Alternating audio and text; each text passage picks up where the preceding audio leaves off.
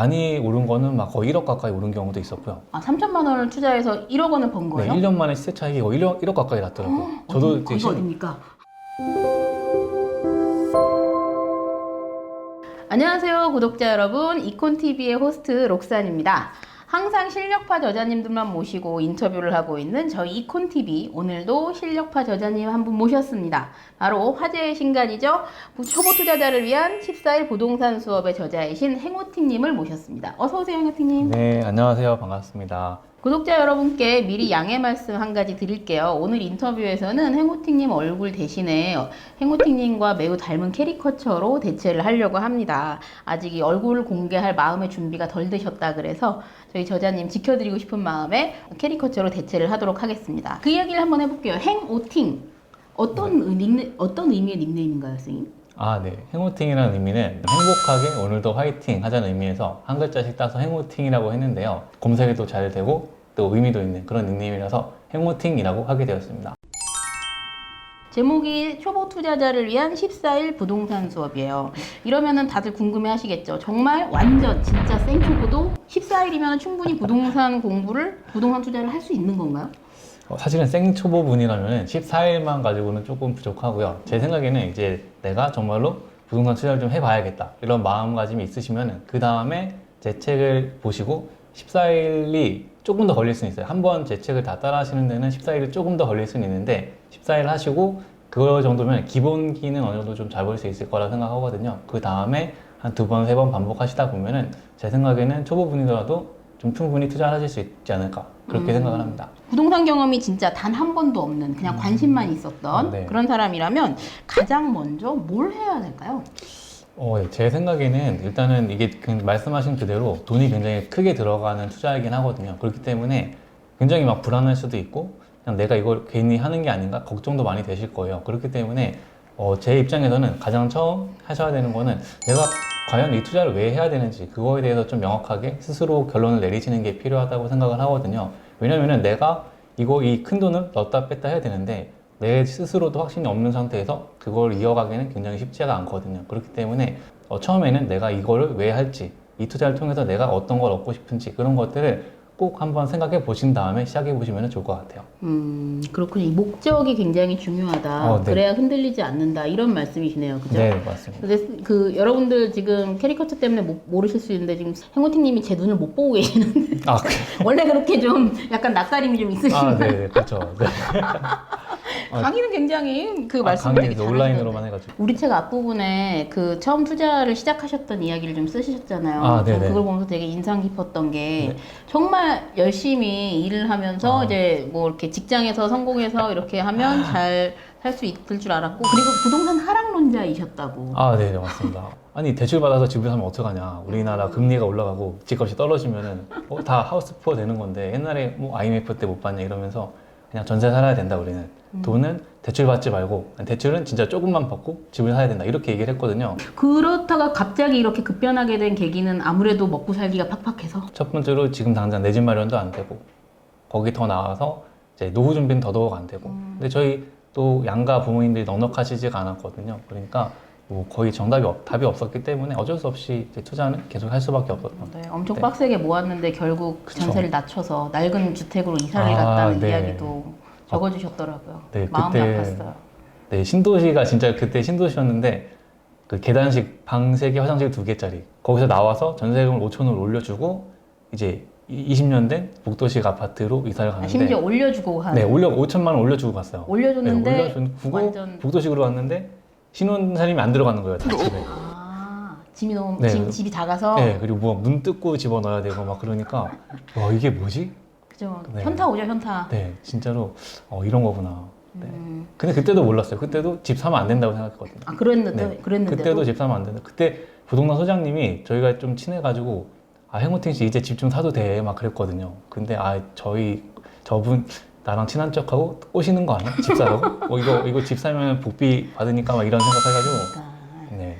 약간 안 샀죠, 집을. 세상에 대한 믿음이 그렇게 있진 않으셨나 봐요. 네, 그렇죠. 그때는 진짜 제가 열심히 돈 벌어가지고 성공해야겠다 생각했기 때문에 직장 생활에서 성공했다라고 생각을 해서.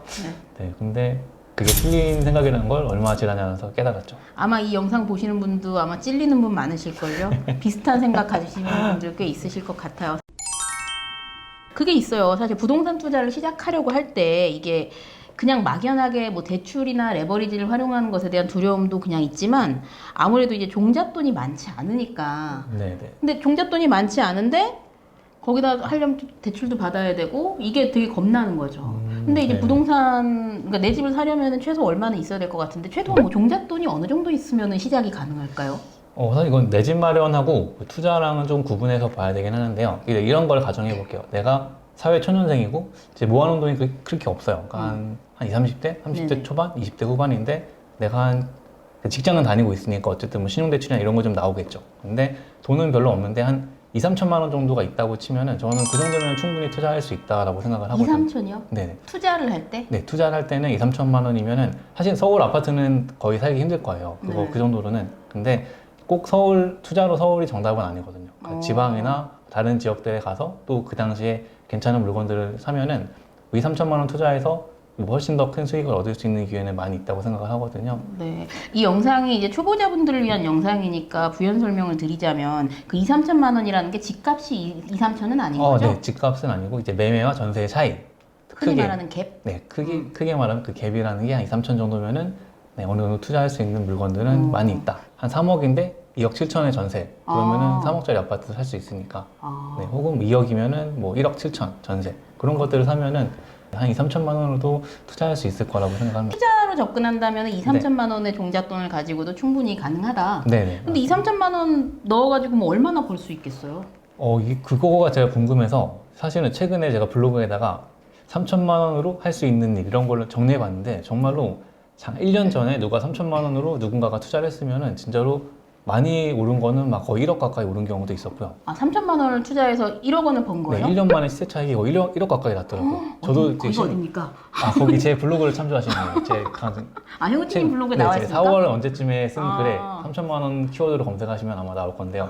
네. 3천만 원으로도 자산, 그러니까 부동산 투자가 가능하구나라는 이야기를 해주셨고 서울이나 수도권은 조금 어렵겠지만 지방에서는 충분히 가능하다. 네. 모든 지방이 그렇지는 않겠죠. 그럼요. 그래서 공부를 해야 되는 거죠. 저희가 입지 공부도 하고 이제 흐름 공부도 하고 그런 것들을 그렇죠. 살펴봐야겠죠. 이제 그 입지 공부하고 흐름 공부하는 걸 이제 책에다가 이야기를 담으셨고 저희도 네, 이제 조금 맞습니다. 있다가 영상에서 자세히 한번 여쭤보도록 하겠습니다. 또 이런 것도 있어요. 어떤 분들은 초보자한테 해주고 싶은 조언 중에 일단 질러라. 네, 일단 질러라. 네, 그러면 일단 내 질러. 돈이 들어가면 일단 공부가 된다. 그렇죠. 네, 이렇게 말씀하시는 분도 있거든요. 네. 그런 거에 좀 찬성하는 편이세요? 결국에는 뭔가 사야 내가 이거를 시세 차익이든 뭐 기대를 하는 거인데 그걸 안 사고 공부만 하시는 분들이 계셔서 그게 좀 아쉬운데 그래서 말씀하신 대로 일단 질러라 그러면 공부가 된다는 거 저는 일부 동의를 하는데요. 대신에 잘 되면은 거기서 그냥 한 번 했으니까 끝 이렇게 되는 경우가 있고요. 그냥 내가 한 번 잘 됐으니까 끝 아니면은 질렀는데 내가 내가 산 것만 안 오르는 그런 경우가 있거든요. 그냥 공부 안 하고 사면 사실은 그런 경우 되게 많아요. 대충 사니까 저도 초보 때 그냥 일단 샀는데 안 오른 게 되게 있었어요. 굉장히 오랜 기간. 근데 그렇게 해서 그냥 관심을 끄는 거 그런 거는 안 된다고 봐요. 산 게 안 오른다 하더라도 이제 그걸 통해서 배우는 게 있기 때문에 아예 공부만 하고 안 사시는 것보다는 그게 좀 더 낫지 않나. 대신에 좀 그렇게 투자금이 좀 작으면은 좀 그쵸.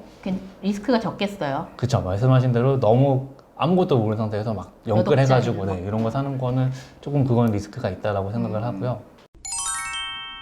개인적으로는 이 책에서 제가 인상 깊었던 게 두 개가 있습니다. 하나는 지금 당장 어느 사이트에 들어가서 뭘 눌러라, 뭘 클릭하면 뭘 보면 된다 이런 내용을 아주 구체적으로 써주셨다는 거. 그리고 두 번째는 이제 투자할 때 꼭 필요한 과정으로 왜 투자를 하느냐 아까도 말씀하셨지만 투자를 해야 하는 목적이나 또 지금 내 주위 사람들의 관계는 어떤가 이런 거를 중간에 한번 꼭 돌아보라라고 이렇게 이야기를 해주셨거든요. 저는 이 두 가지가 가장 인상 깊었어요. 그러니까 이게 인간관계 그리고 삶의 질 뭐 이런 것들도 이제 투자의 성공 여부를 좌우한다고 보시는 건가요?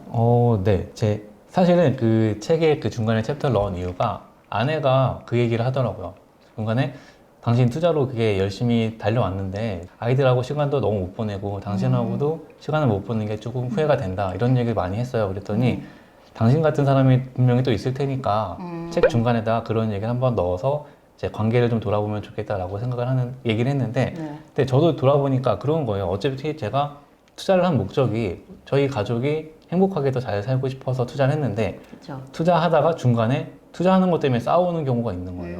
맞아요. 그러니까 막 다 팽개쳐놓고 그냥 밖에서 돌아다니고 제대로 아이들을 못 보고 하니까 당연히 아내는 불만이 안 쌓일 수가 없거든요. 근데 행복하려고 시작한 투자인데 투자 때문에 싸우고 있다는 게 뭔가 좀 말이 안 맞잖아요. 네. 그러니까 그런 거를 좀 돌아보기 위해서는 특히 가족들이나 주변에 소중한 사람들과의 관계 그런 게 굉장히 지나 보니까 되게 중요하다고 생각이 들었고요. 그래서 그런 게 되게 필요한 것 같아요. 이런 이야기만 자꾸 하니까 아마 우리 구독자분들이 그러면서 돈 버는 이야기는 언제 나오냐고 네네. 하실 것 같긴 한데 이게 이제부터 조금씩 한번 물어보겠는데요.